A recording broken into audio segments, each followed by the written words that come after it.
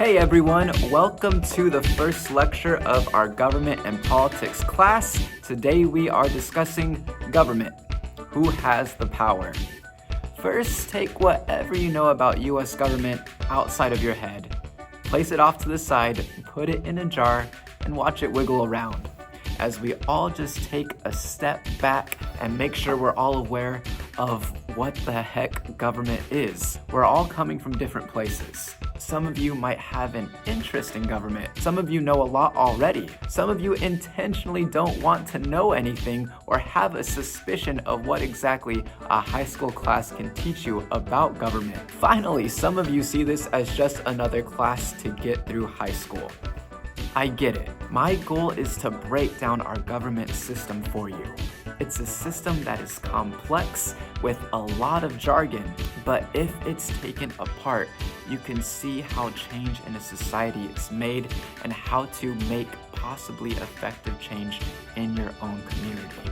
I want this class to be a space to help you navigate politics, government, and strengthen your voice and knowledge about these topics.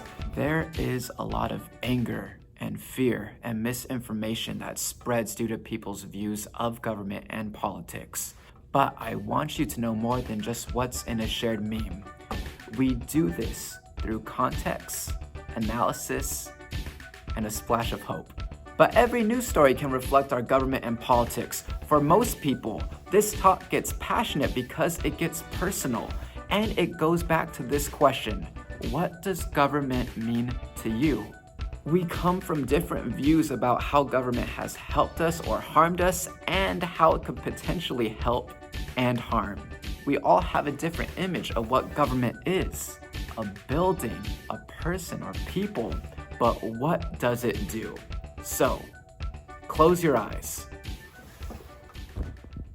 Imagine us, you, me, family, friends, classmates, neighbors, strangers, with no government. We're starting over. We're all together to live our lives however we want.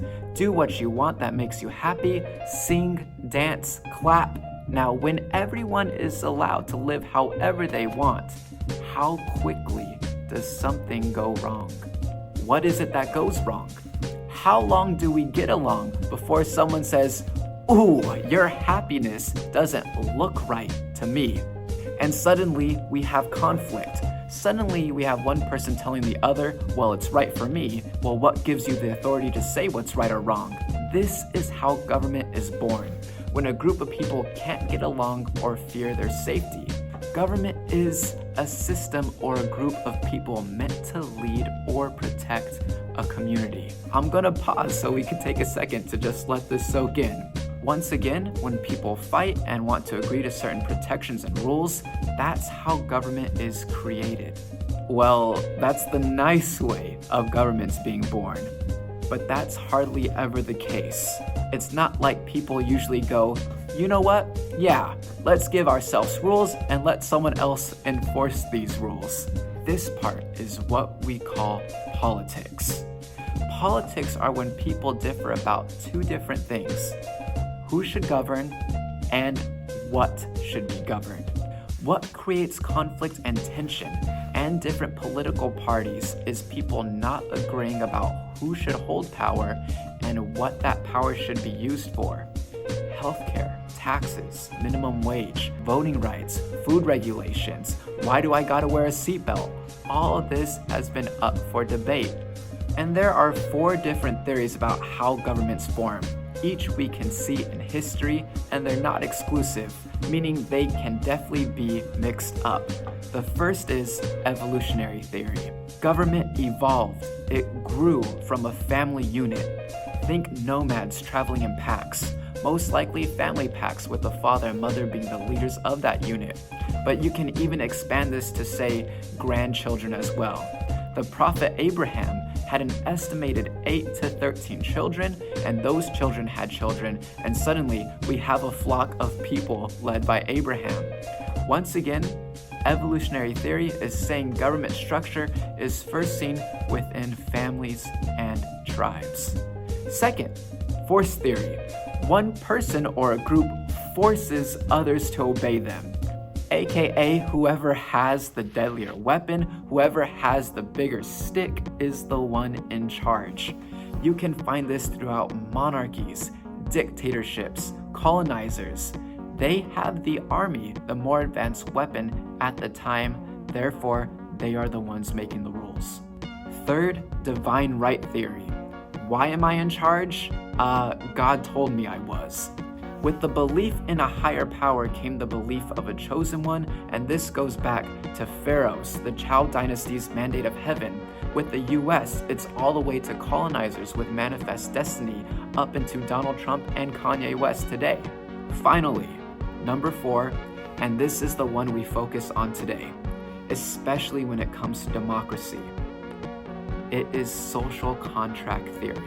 It's the belief that we can come together to give up certain power and liberty to maintain safety and order in our community. To break that down, we all give up some self-interest for the greater good. And I smile because it's something I absolutely believe. In order to get through this thing called life, we have to be there for each other. And in order to be there for each other, that means sometimes putting others before ourselves. No one's saying to build your neighbor's house, but maybe just don't steal from it or burn it down. But we have to go back to our question. If people are ruled by self-interest, how does government work? There have been countless times where it doesn't. It works strictly for those in charge. We then look at 6 classic forms of government that go back to 300 BCE. Now for this, I do want to show you the chart to explain what this meant. Now, when someone is in power only to benefit themselves, we call that the corrupt form of government. And when someone uses their position to benefit others, we consider this the pure form. And this is when things get spicy. While today democracy is an ideal form of government, its meaning has changed throughout time. Democracy was born under the notion that it's strictly based on majority rule, and that if people are selfish, they won't care about everyone in that society. A polity, on the other hand, means everyone should contribute. So think about polis and how at the time people switch roles. Imagine a new leader every month, a new general every month, a musical chairs event. We might all get a little experience with certain duties, but eventually people figured out maybe Bob the baker should spend his days making bread and shouldn't be necessarily the one in charge of the military. That's where we got democracy as we know it here in the United States today. A democracy is a form of government where people have a say of who is in charge. And we have 2 forms of democracy. One, direct democracy. Everyone has a say in every decision. Now imagine that. We all individually vote on every political choice. We all get a say in international relations and if the US should withdraw military aid from Syria. Now, while we don't personally vote for every government decision, we do have a smaller scale form of direct democracy. During elections, we vote for certain propositions on our city or state ballot. For example, in California, on our 2020 ballot, residents voted yes on Prop 17, which restores the right to vote to people convicted of felonies who are now on parole. But mostly, we have the second form of democracy, a representative one. We vote for leaders to represent us and make decisions for us. This is what we call a republic. The United States is a republic, meaning we elect mayors, representatives, senators, governors, and a president to make decisions involving the good of a community. Our founders, and what I'll also refer to as framers of our government, the majority of framers in our government thought people were too uneducated or would only look out for themselves if we gave them direct power. Very few people could initially vote. We couldn't even vote for our senators at the time, and there were huge debates about even if people should be allowed to vote for a president. They thought the public was too impulsive, too selfish, too dumb, and too easily influenced to have a say in our political system. Now, in a sea of voices, who does our government actually listen to? Who can actually influence decisions? We can all have an equal say in our government, but just some of us are more equal than others. How is political power distributed in the United States? There are 3 views to who has political power. The first is the elite view. Those with the most wealth or the most status have the most political power.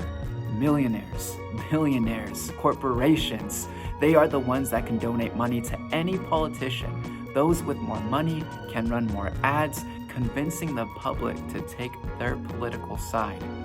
My example is Uber and Lyft with Prop 22. Last year, Uber, Lyft, DoorDash, Instacart spent more than $200 million to get Prop 22 passed in California. What did it do? Prop 22 ensured these companies that their rideshare drivers would stay independent contractors and not employees. If you are an employee in California, you are guaranteed minimum wage, health benefits, and a right to unionize, to name a few. If you're an independent contractor, you can potentially get more money with no steady hours, schedule, benefits, or wage.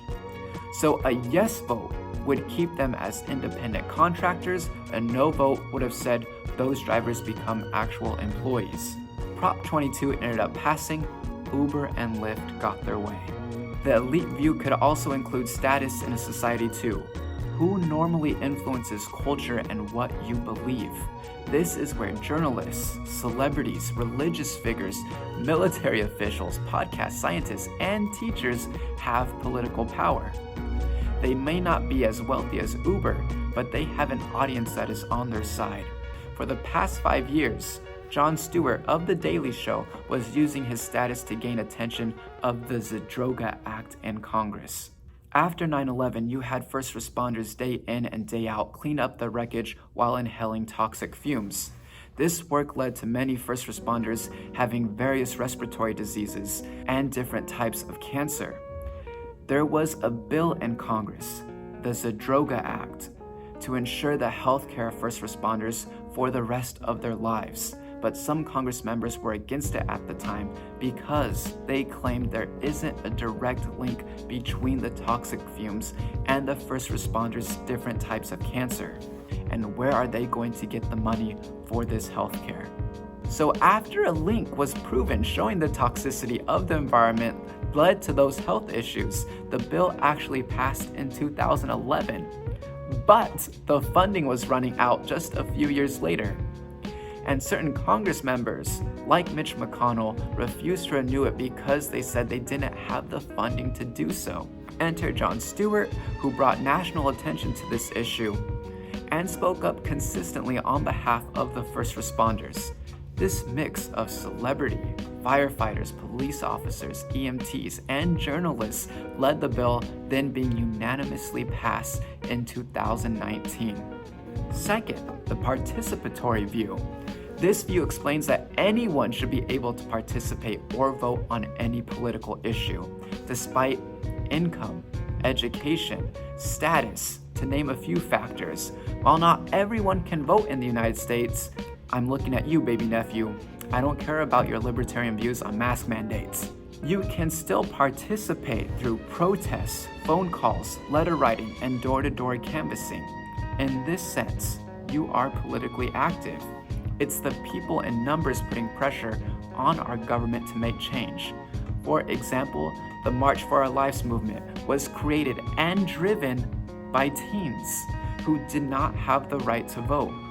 And they actually influenced 67 gun safety bills signed into law in various states. Trump's administration announced that they would ban bump stocks, and Walmart, as the biggest retailer in the United States and a major firearm retailer, banned selling handguns in every store except in Alaska. Finally, the pluralist view. The final viewpoint makes the argument that of course the rich have power. Of course those with status have political power, and those working behind the scenes do too.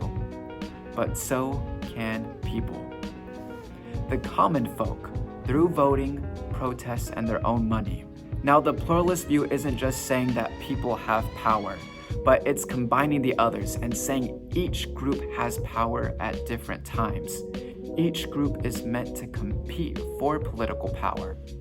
The rich, the educated, the kids, those with status, But if you want to see a strong example of the pluralist view, look no further than the Black Lives Matter movement. After the released footage of those cops murdering George Floyd, we saw protests organized on a worldwide scale, with a reported 15 to 25 million people participating in rallies just here in the United States that called for defunding the police and more accountability, just to name a few reforms. Because of the mass publicity and voices, different civil rights groups, corporations, and media all started to align to make changes in government.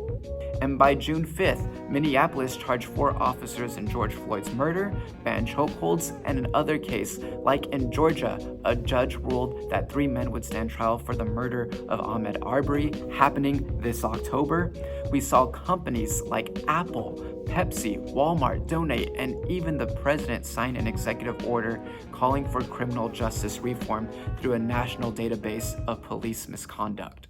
While the work isn't done, and the power continues to shift, it's crucial for you all to see, despite your wealth, status, or career choice, or any personal attribute that has been historically marginalized, you do have power.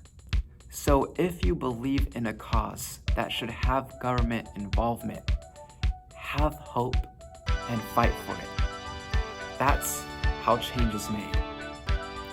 Thank you for watching. Godspeed.